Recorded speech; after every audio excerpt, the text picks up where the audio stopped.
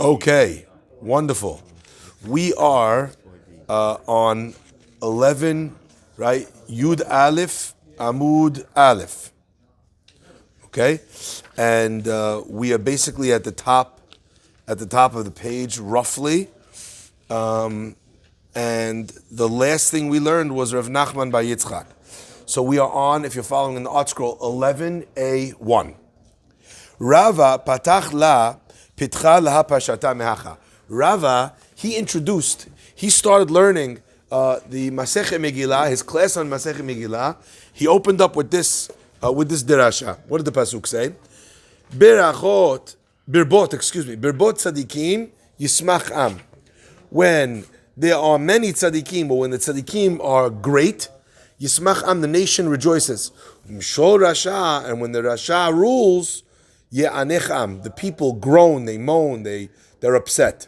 So what does that pasuk mean? How does he translate that pasuk? Birbot tzadikim yismach am, ze Mordechai ve'Esther. When the tzaddikim are elevated, when they become maximized from Melashon Rav, okay, the people are happy.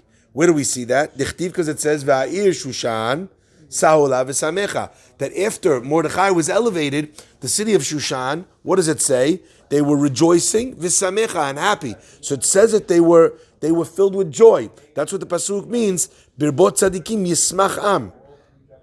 Ubimshol rasha yanech am. Where do we find it? V'ha'ir Shushan navocha. Ze Haman. This refers to Haman, that when Haman was elevated and he made that terrible decree against the Jewish people, it says that the city of Shushan was navocha. Navocha means they were lost in their mourning. Where do we find that in the pasuk? Nivuchim em ba'aretz. Paro says they are lost in the desert. So when someone is suffering from such grief, we say they are navoch. Okay. Rav Matna Amar Me'acha. Rav Matna learns from this pasuk. Okay, this is where he started with. Kimi goy gadol asher lo Elohim kirovim elav. Who is a nation that is so great that God is so close to it? Right? What's the lesson that he's learning from that? Rav Matna doesn't explain what he's trying to say. Okay, what is he indicating? Can anyone figure that out? What do you guys think? What's the question? What is Rav Matna? Every other person, when they did the derasha, they explain. Here's the pasuk. The pasuk means Esther. The pasuk means Mordechai, Haman, Achashverosh. Here, Rav Matna just says, this is how he started his shiur on Esther. Kimi goy gadol, asher lo Elohim kirovim elav. Hazaku baruch. What does that have to do? What is he saying? The pasuk is explaining what Rav Matna was saying is that you don't understand, Haman. It's true that the Jewish people maybe were mefuzar, mefurad. There was a place that you could attack them from. But at the same time, asher lo Elohim kirovim elav, their God is always close to them. So no matter what you do and no matter what you try, in the end, they're always going to be saved. So Rav Matna introduced the holiday of Purim by communicating this idea that no matter what the Jewish people is going through, God is always with them. So that's how he introduced his teaching on Purim. The Gemara continues. Rav Ashi Amar Me'acha. Rav Ashi says, O Anisai Elohim lakachat lo goy mikerev goy. Or has any God ever tried to do these great miracles, to take out one nation from amongst another nation? Again, indicating that when it comes to the Jewish people, HaKadosh Baruch Hu does not shy away from intervening in the business of nations to be able to do what's good or what's beneficial for Am Yisrael. So again, what were you trying to find which day, which month is going to be good to destroy the Jews? When it comes to the Jewish people, God intervenes, interferes, enters into Egypt and takes the Jewish people out with great nisim. It wasn't days of Achashverosh. Amarav. What does it mean? Vayihi. Vayihi. The word vayihi is an expression. Vayi means like whoa. Oy vey. Okay? Vayihi. Both of those are languages, are expressions, oy vavoy, so to speak, are languages, are words that are amalgamated to make the word vayihi. So it was a very sad time that when the Jewish people experienced the rise to power of Achashverosh. Hadad ichtiv, this is what it means when it says, V'itmakartem sham lo'oivechem. And you will be sold lo'ivecha to your enemies, le'avadim u'shvachot, to be servants and to be maid servants. What does that mean? Again, the Jewish people were powerless in their own destiny at that point in time, at least from a legal perspective. Shmuel explained, Lo me'astim lo ge'altim l'chalotam. I was not mo'es bahem. I was not disgusted by them, l'chalotam, to let them be destroyed. Again, what the pasuk is communicating is that Am Yisrael, even when we sin, even when we do the wrong thing, ultimately God, He loves us enough to be able to then see us through that difficult time. Sometimes your son, your daughter, they'll upset you. They might get you upset. You might tell them to go to their room. You might tell them they're grounded. You might not want anything to do with them at the moment. But you don't lose your feeling of connection, your feeling of protection for them. So this pasuk of lo me'astim v'lo ge'altim l'chalotam, Haman understood that God was upset with the Jews, and he thought that was going to be enough to destroy them. But God says there'll never come a time where me'astim v'ge'altim l'chalotam barminan. Lo me'astim b'imei Yevanim. I was not mo'es, I was not disgusted by them in the times of the Yevanim. V'lo ge'altim, and I was not revolted by them. B'mei Nebuchadnezzar, in the time of Nebuchadnezzar. L'chalotam b'mei Haman, to destroy them. That refers to the timing of Haman. What is the next part of the pasuk? Lehafir beriti itam. I would never undo my covenant with them. B'mei Parsiim, in the time of the Persians. Ki ani Hashem Eloheim, for I am Hashem their God. When is that pasuk? When is that part of the pasuk going to be relevant? B'mei Gog uMagog, in the ultimate battle before the end of time, before Mashiach, there's going to be a war between the two great powers of the world, Gog and Magog. In that time, vast amounts of the world is going to be wiped out, including of the Jewish nation. But the Jewish nation won't be wiped out completely. All those that are righteous enough will survive that war and experience the coming at the time of Mashiach by living through that catastrophic, cataclysmic, apocalyptic. I sound like Walt Clyde Frazier right now. All right. The Knicks are okay, fine. Swooshing and hooping, I love him. All right. So what are we saying?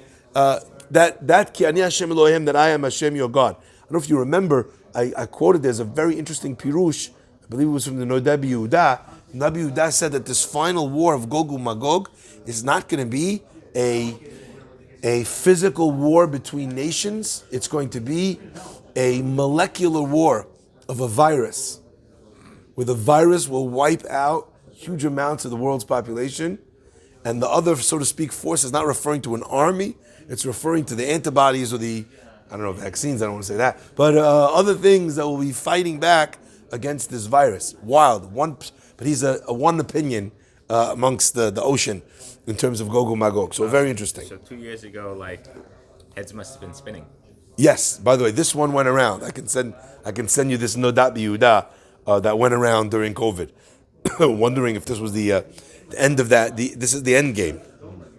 Okay. So the one question I have, and I wanted to just take a look at this with you guys. We just mentioned that Lo Me'astim is the Yevanim. Lo Ge'altim, each one is another period of time. But it says one of them is in the time of the Haman, and the next one says in the time of the Persians. What other story do we have of wiping the Jewish people out in the time of the Persians besides for Haman? Right?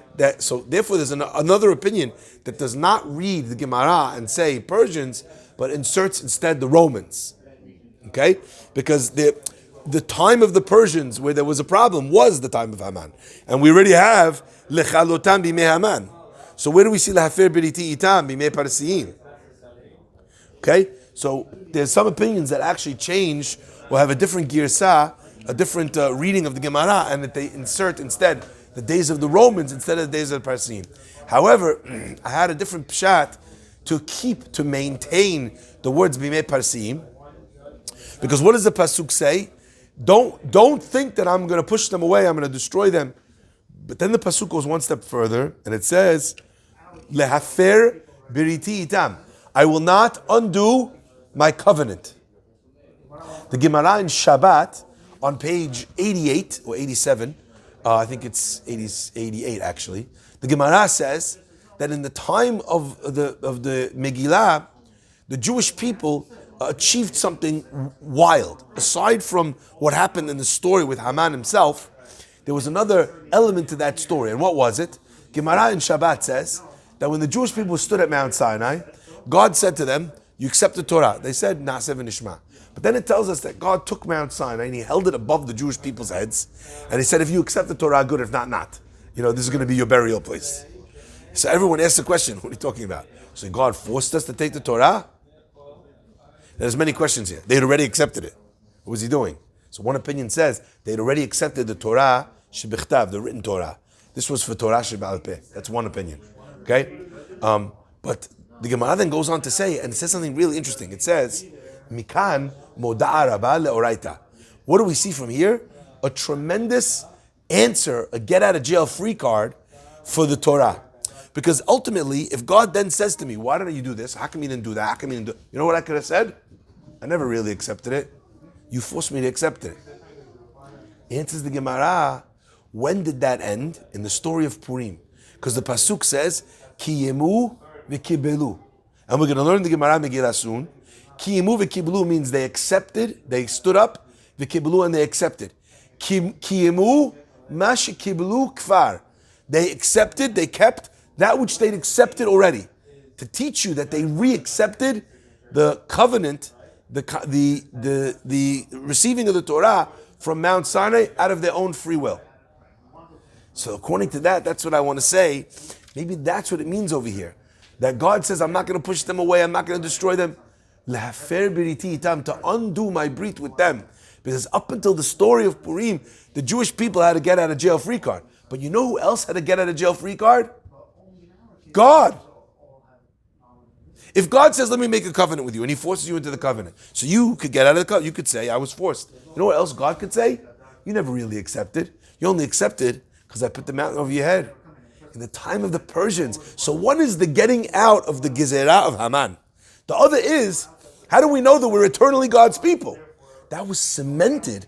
That after that point, there was no opportunity, not just from us, but from his point. Why? Because at that moment, we accepted it out of our own free will. Wild. Okay, let's continue. B'matnita Tana, in the Braita, we learned, okay? Lo ma'astim, what does it mean, lo ma'astim? B'imei kazdim, in the time of the kazdim. What is the time of the kazdim? The time of Nebuchadnezzar. She'emati lahem Daniel, Hananiah, Mishael, ve'Azariah, that God sent us all of these prophets, Daniel, Hananiah, Mishael, Azariah, to save the Jewish people. So even though they were during that time, Hashem gave them the leaders to save them. V'lo ge'altim b'imei Yivanim, that in the time of the Greeks, She'emati lahem, that I gave them, Shimon HaTzadik, v'Chashmonai u'banav, u'Matityahu Kohen Gadol. During the times of the Greeks, we had multiple great tzaddikim that stood up for the Jewish people and saved them. Okay? L'chalotam b'imei Haman. What does it mean during the times of Haman that Hashem said I wouldn't destroy them? She'emati lahem Mordechai ve'Esther. I gave them Mordechai ve'Esther. La'afer briti itam b'imei Parsim. To break my covenant in the times of the Persians. She'emati lahem shel bet Rabbi v'chachmei dorot. That in that time I gave them all of the Talmidei Chachamim of Rabbi Yehuda Nasi and the wise men of the generations to be able to do and to stand up and to build the Beit HaMikdash and to do everything incorporated with that, all of the teachings of the Mishnah, all of the various things that were considered to be part and parcel of what those tzaddikim brought. Ki ani Hashem Elohem, for I am Hashem your God, le'atid lavo, in the time of Mashiach, she'en kol umah v'lashon yechola lishlot b'hem. At that time, there won't be a single nation that will be able to stand up against the Jewish people in the time of Mashiach, not because of their strength, but because at that point, the truth will be so evident to everybody about God and his mission and the people that are standing up for his mission, that there will no longer be any adversaries or any enemies to Am Yisrael. My friends, I just want to point out one thing. How is this Gemara different? It sounds like it's saying almost the same thing. Before we said, Lo mastim lo gealtim, the days of these Greeks, the days of the Persians, the days of Mordechai. Then the second time it says it. You know what does it mean? It means the days of the Greeks, the days of the Chaldean. What's the difference? The difference is what Hashem is saying in the second Braita is that the way I saved you was by the messengers that I sent. I love this idea. Sometimes a person, they see God. How do they see God? Because all of a sudden, frogs come out of the river Nile. Because the river turns to blood. See God because the ocean splits. They see God because God holds the sun up in the sky for Yehoshua Bagilgal. God does, He intervenes in their life in a very overt and obvious way. The Braita says, no, you're looking at this wrong. In each one of these interactions, the way that God saved the Jewish people was not by some sort of overt, miraculous intervention of God that everyone could see, but rather that God sent them the messengers that they needed to guide them. There are times in a person, more than a road sign even, like there's time when a person is falling apart, and all of a sudden, in that point in their life, they meet this great rabbi, and the rabbi gives them unbelievable koch, and they think, wow, this rabbi saved my life. No, Hashem knew that at that moment, this is what you needed. You know, a person has a friend, a friend that stands by them, helps them through a difficult time. They weren't that friend before you went through this. So the person thinks, oh wow, look, this friend, he really stepped up. But what they're not realizing is God says, Ki ani Hashem Elohim. I made sure, I gave your friend this injection of friendship that he should show up for you now. So you should see God's hand in friendships when their quality is dialed up. Mentorship, when the rabbi steps in. In each one of those scenarios, it's Borei Olam sending that person to you. So you could think, oh, Mordechai is there, heroes. Hananiah, Mishael, Azariah. And it's true. But what the Braita is telling you is that without God giving them that energy, that courage, that they would not have been able to do, so in conclusion, are we saying that because Hashem sent all these Hashem sent all these people to bring us out of these tough times? Is that why we got out of it, or is that Hashem, or they're just trying to say this is why Hashem intervened the way? It's trying to communicate to you not to get lost by the mask, not to see, okay, these guys, these are the heroes, and think to yourself like, Hashem was on autopilot, and like these guys stepped up, and if they didn't step up, the opposite. Like I would have sent 2 other people. Exactly. And by the way, how do we know that? It's exactly what Mordechai says. Mordechai says to Esther, you should go into Ahasuerus. But you know what? If you don't want to go to Esther, no problem.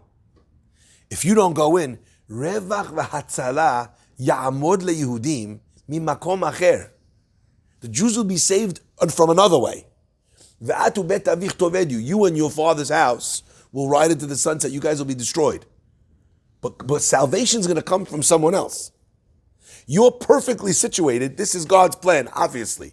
That now we have a woman in the White House, okay? We have someone who's married to the king. You're perfectly positioned to be able to shift the ending of this story. But if you don't do it, it's going to come from somewhere else. You hear that? So it's exactly what you just said. But that's what the Pasuk is trying to communicate to us. That sometimes we lose sight. And by the way, that's why a perfect example of this is Moshe Rabbeinu. Where Moshe, he's the hero of the story of Egypt, does everything. Then you go to Haggadah, you tell over the story of Egypt, and Moshe's name does not appear one time in the Haggadah. What? What's that? On the night of the Passover, Seder. Oh, in the actual Haggadah. When we actually read the Haggadah about the story of Egypt, Moshe is not there, not mentioned once. That person is not there. That person is not there. Now there's one mention of Moshe. Not to say that he did anything. Vayaminu ba'Adonai u'Moshe avdo. And they believed in God and Moshe, his servant. So all of that, everything that Moshe was doing was God. So a person who doesn't know looks at Moshe, they're like, and then a great man stepped up, Moshe. Moshe would have done nothing. Moshe didn't want to lead. Moshe would have sat in the corner. God argues and argues and argues and argues to get him to go do it. So in each one of these instances, right, that's what you find. By the way, we find exactly this also by Shimshon. It says that Shimshon was the greatest, the strongest Jew that ever lived was who? Samson. Shimshon HaGibor. That's what he's called. What was he before God got to him? Shepherd. No, he was worse. always a Nazir, no? Yes, Nazir. But what else? He was a crippled boy. He was a cripple. And God chose this cripple to turn him into this great warrior for the Jewish people. What was God's point? And God filled him with a spirit of strength. It's like wild. Why? God said, look, for me, I don't need the guy to be Hercules before I turn him into something. I don't need it to be that before. I could take the guy in the wheelchair and make him Rambo. Okay? And that's what Shimshon becomes. So what the Braita is telling you over here is, don't get lost and think that it's the leader, the rabbi. People tell Rabbi, what you do with the synagogue, what you do. We as rabbi don't do anything. God decides, you know what, I want the community and the city to grow, the community in Brooklyn to grow. And you know what? And at that time, when Hashem decides that that's what he wants, he brings the shaliach in, and he gives the guy the uwe, he gives the guy the skill. Without Hashem, nothing would happen. We wouldn't move 1 inch. Okay? Rabbi Levi Amar Mehacha. Rabbi Levi, and remember when we started this? We said how each rabbi, he's opening up with an opening line, and he started teaching about Megillah, and we said that what it means was, it's not just that they started with a little Dvar Torah before they started Megillah. They were trying to give you a perspective. This is what the Megillah is teaching you. This line, this idea, this worldview. Now you're getting it to see it here in this example. He said, before we learn Megillah, don't get lost in the Haman and the Mordechai. And this is God, and that's God, and that's God, and that's God, and that's God. The Gezerah is God, the salvation is God, it's all God. Let's begin Megillah. You see? That was the way of communicating what the whole of our learning together is going to be. When they say let's begin Megillah, like how you just said, yeah, they actually get into the story, right? Yeah, he would teach the Megillah, Vayivi me'Hashverosh. But before he would start teaching Vayivi me'Hashverosh, or telling you Dvar Torah about Esther, or about Haggai, or Bigtan, Vater, it doesn't matter. He would open with this, because it was crucial in the story of Purim not to lose the narrative, because God's written out of that story. And the point is, on purpose. Okay? And it's our job to read him back in. Okay? Rabbi Levi Amar Me'acha. Rabbi Levi says from this, V'im lo torishu et yoshvei haaretz. But if you will not get rid of the people living in Eretz Israel. Now, what does that have to do with anything? Let's go back to the context of that pasuk. The pasuk says over there that if you don't drive out the people in Eretz Israel, you know what's going to happen? They're going to be thorns in your side. They're going to be problems, they're going to be problems for you. And they're going to drive you crazy, and they're going to wage war against you. So it's important when you first move into Eretz Israel that you get rid of all these wicked 7 nations, right? It makes ensuring that the Jewish people will have the story. In the end, what happens? We read about it, that Shaul is given a chance to be able to destroy Amalek, right? And what does he do? He has mercy on the king of Amalek. Who's the king of Amalek? Agag. So Shaul, in having mercy on the king of Agag, they wind up killing him. Shemuel kills him. When they get back to what's it called, to the camp. But the time that he left Agag alive was enough for him to have relations, to be able to father a son. That son ultimately gives birth to another son, And what do we say? Haman ha-Agagi. Haman was a grandson of that king Agag. Wow. The fact that they didn't listen, and that's why he says, listen, always listen to what God says. When God says, when I tell you that this is what you need to do, you need to go to war with them, you need to make sure that Agag doesn't survive, you left him alive, what happened? It's going to be a thorn in your side. They're going to come back to haunt you. By the way, I think we're seeing that now. The terrible mistake that we made with the Waqf and the Jordanians with Har HaBayit. if we had just at that time not given them back the keys after we'd won back the city of Jerusalem, we would have saved ourselves so much suffering, so many deaths. But we don't listen. So that's how we I'm opened. familiar with that. Right after the war, when they conquered Jerusalem, what did they do? They gave back certain They gave the parts. keys back to Har HaBayit to the Jordanians, to the Waqf. And because of that, they controlled Har HaBayit. Because they controlled Har HaBayit, because they let them stay in the old city. So you have these people living side by side. There's stabbings all the time in the shuk. They're throwing rocks over the wall at the Kotel. What would have happened if they just would have, when they fought, they were trying to kill you. They're trying to wipe the Jewish people off the face of the earth. You fight back, you conquer your territory, you throw them out. It's what they would have done to you. But the United States urged them to. Who cares? Some stuff. You know, it's like, That was a mistake. We listened to another voice instead of to what we knew we should have done. Anyway, let's carry on. But the point is, HaKadosh Baruch Hu tells you to do something. You don't do it, you think, I know better. Ultimately, it comes back to bite you. That one day that they didn't listen, King Shaul, look at what happens. By the way, that's the beauty of the story, is that Esther is a great-great-granddaughter of King Shaul. Haman is a great-great-grandson of King of Agag.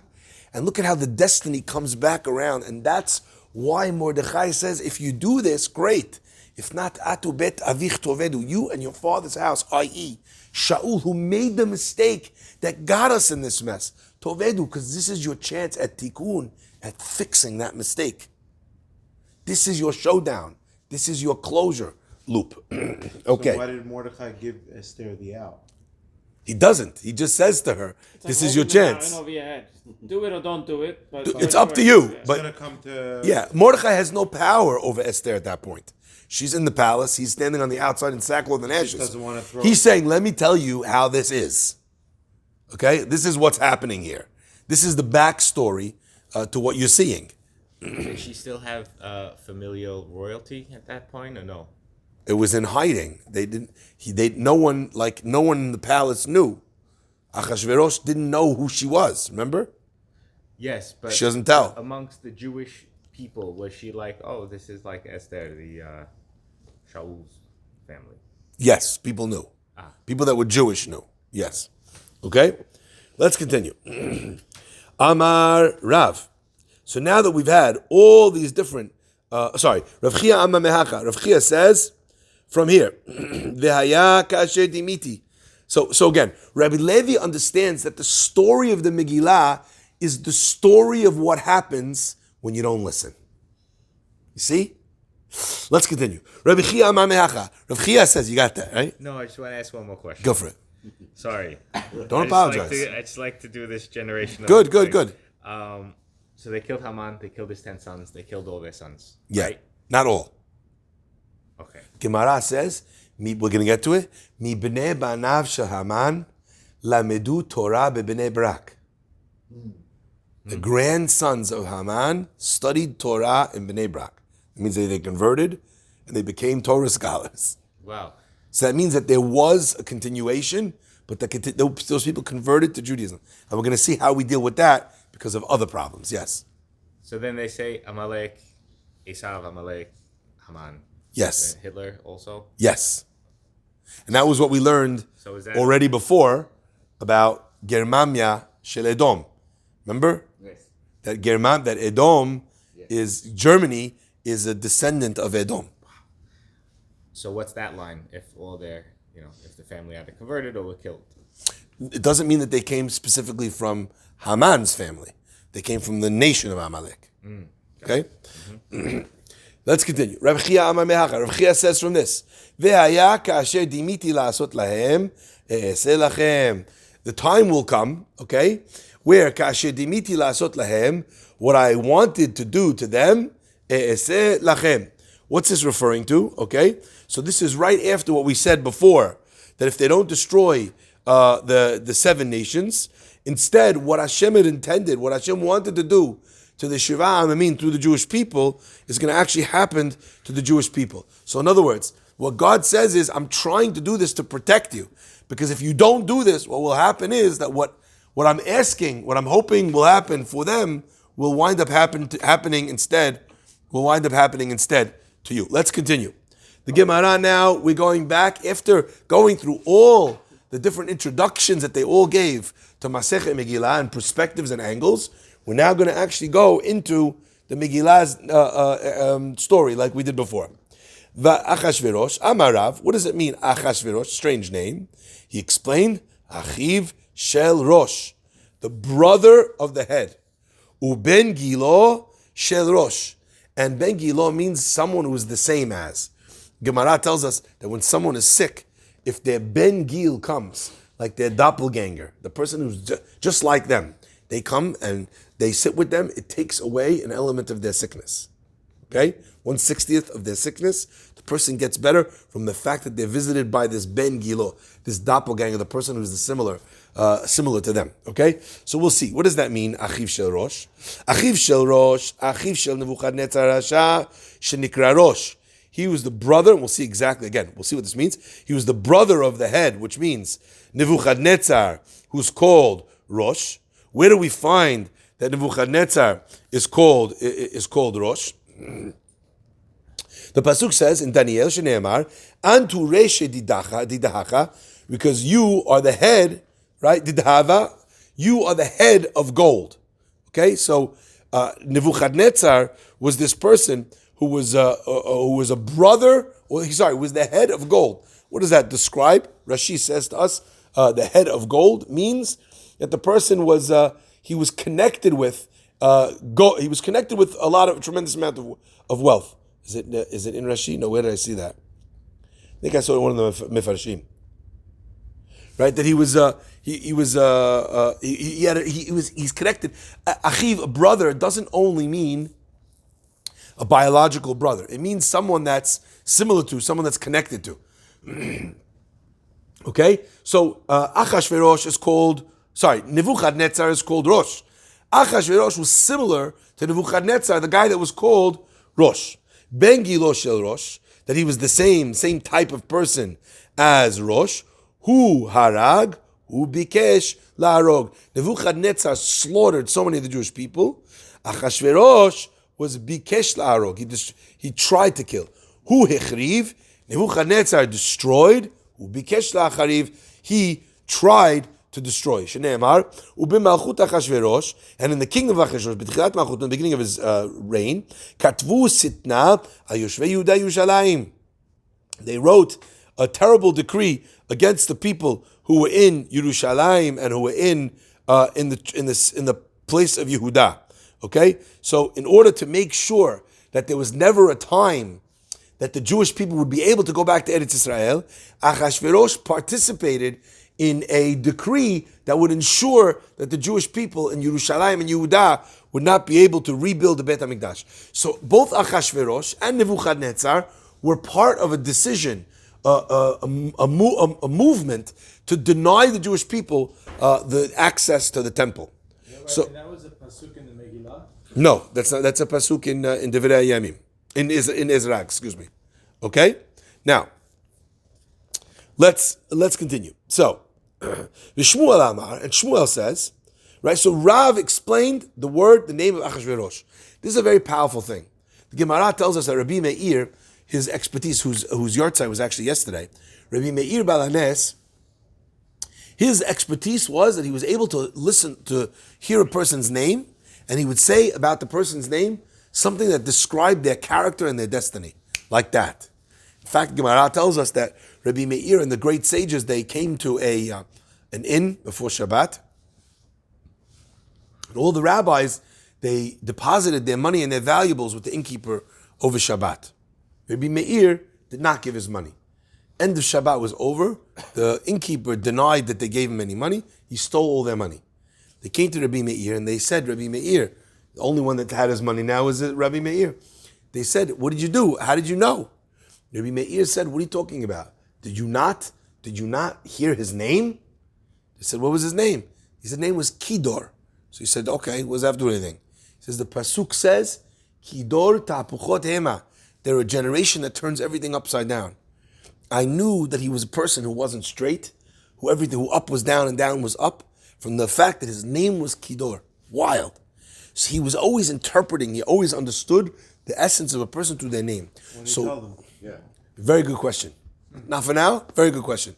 One of the opinions is you see from his question that Rabbi Meir did not know that they or didn't he was surprised that they had not done as he had done.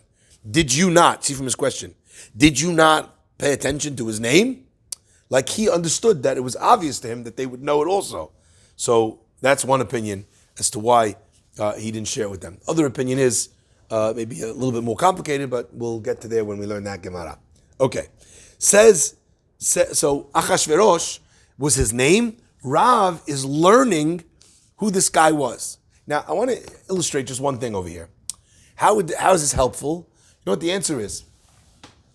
The answer is that in the beginning of the story of the Megillah, they're invited to this party. And we're going to learn about the party and how disastrous it was, and how the Gemara is going to say that the reason why the Jewish people had the decree against them was because they attended this party.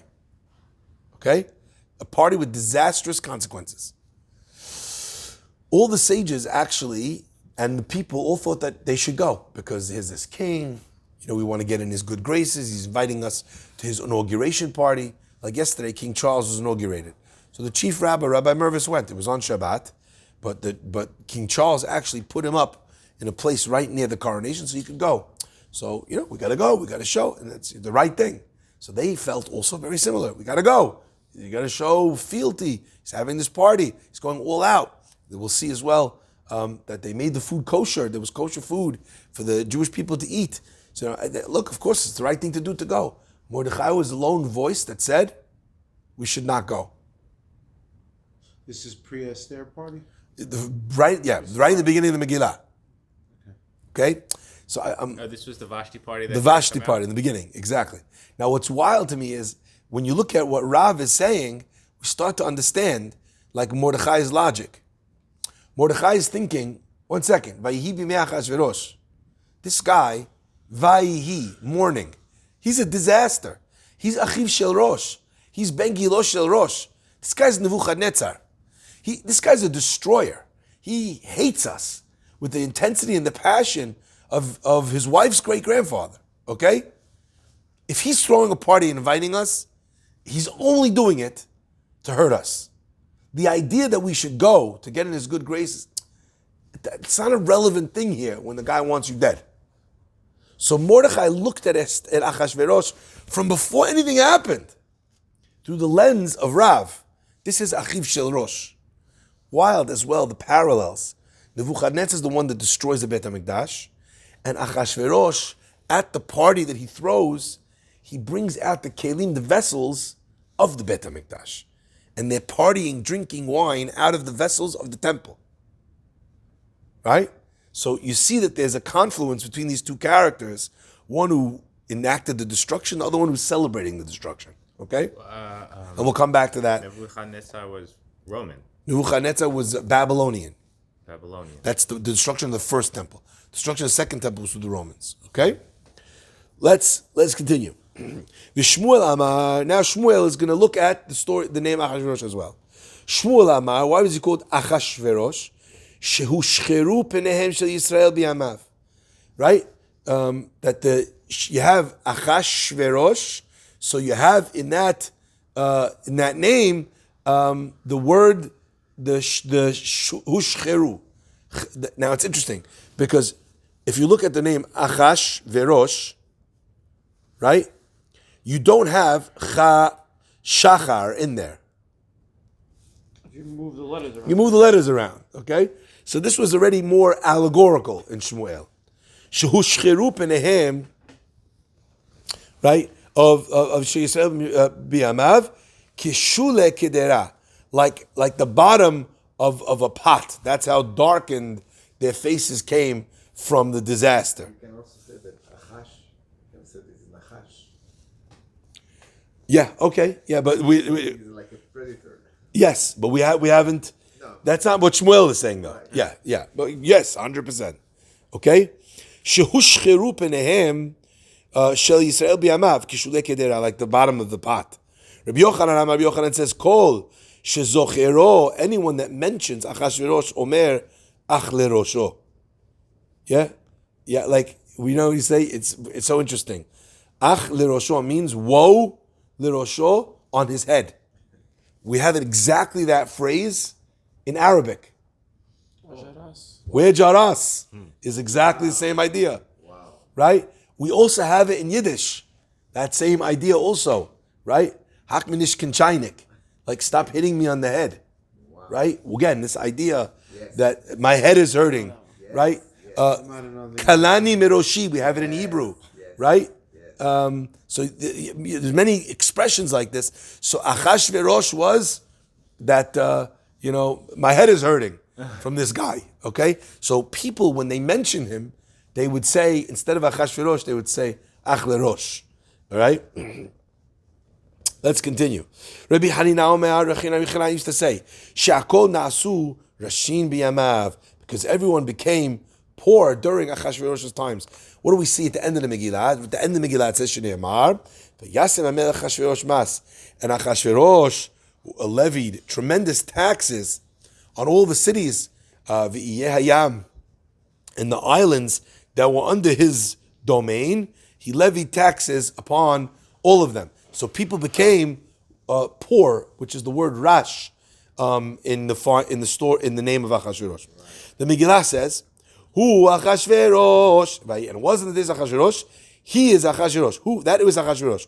Hu birish'o mitchilato ad sofo. This is telling you, this guy, Vayivi mi Achashverosh, Hu Achashverosh. It's trying to communicate. Some people, sometimes you see a politician, the guy in the, he's saying all these good things he's going to do. What happens later? The guy does all sorts of terrible things, or he doesn't do what he promised. So sometimes you think this politician, the guy, he was corrupt from the beginning. I don't actually believe that. I think a lot of politicians, they really are bright-eyed. They want to do things. They want to affect change. I think many of them are. Not all of them are liars and horrible people. I think there's some people out there, they want to do the right thing. The problem is, once you get into power, you tasted the power, you don't want to lose the power. Now you start making sure that you're keeping everybody happy. Keeping everybody happy means doing nothing. Because you say this, they hate you. They're pulling their support. You say that, they're going to do a protest. You say that, so all of a sudden the guy becomes, it's all about his own survival as a politician. The Pasuk over here says, don't think that Achashverosh started as a really nice guy who throws parties, and then he became the guy who wanted to kill the Jews.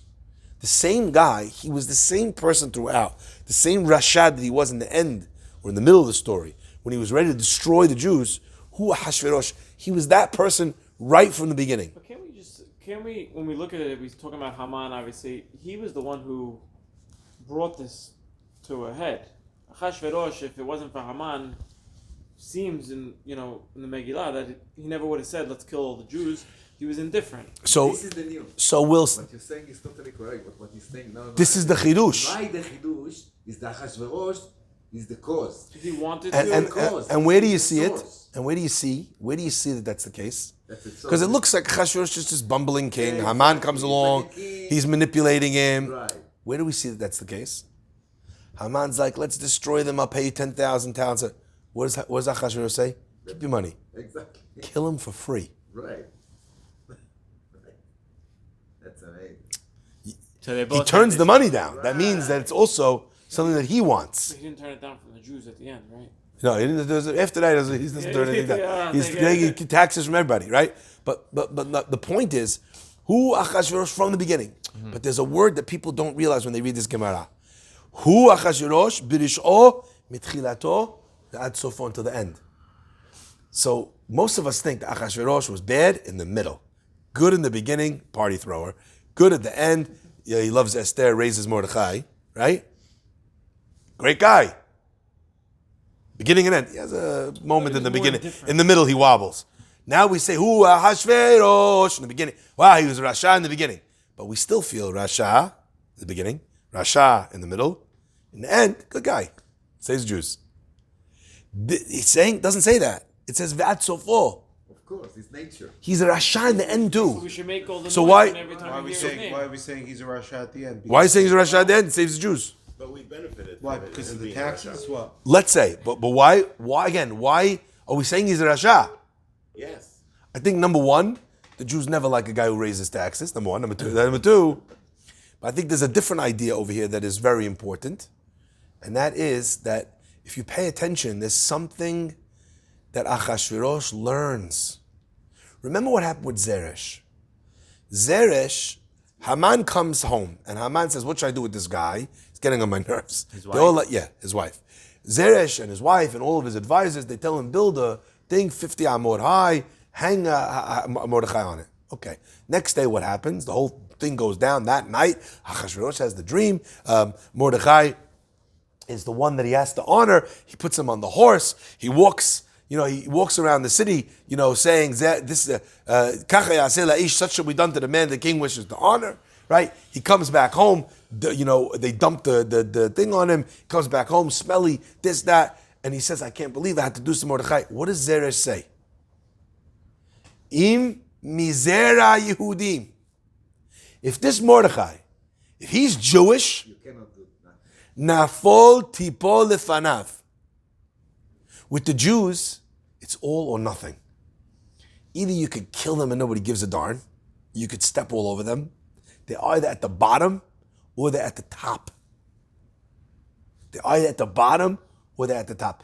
If it's Mordechai, that he's Jewish, this guy, that you now had to humble yourself and walk in front of him, your whole plan is gone. Nafol tipol, you're going to surely fall before him. Interesting and ironic expression that they use. Nafol tipol, you will fall in front of him. How does Haman actually, what's the final straw in his destruction that he gets hung? He's at that second party. Achashverosh gets so angry at the news that Haman's trying to destroy his queen. He goes out to calm down. He comes back. Haman starts to beg Esther for mercy. And when he's begging Esther for mercy, what happens? He falls on Esther. Achashverosh comes in and he sees Haman on top of his wife. And what does he say? Hagam lichbosh et hamalka imi babayit. You're gonna take my wife. You're gonna kill her while I'm still in the house. They take him out and they hang him. Nafol tipol. He fell on her. Fall, you will surely. That's what Zeresh says. Okay. So when Achashverosh sees that the guy he raised to the highest heights falls, and why does he fall? Because mizera Yehudim hu. Achashverosh says, "I don't want any part of this." So his decision to withdraw the gezerah is not because he turned into a tzaddik. It's self-interest. He's his rish'o. He's the rasha mitchilato from the beginning, the ad sofo, and we'll learn more about this idea be'ezat Hashem next week, inshallah. I missed it. Threw a lot of Why? Why the a lot of end? intel there. Why? What'd you miss?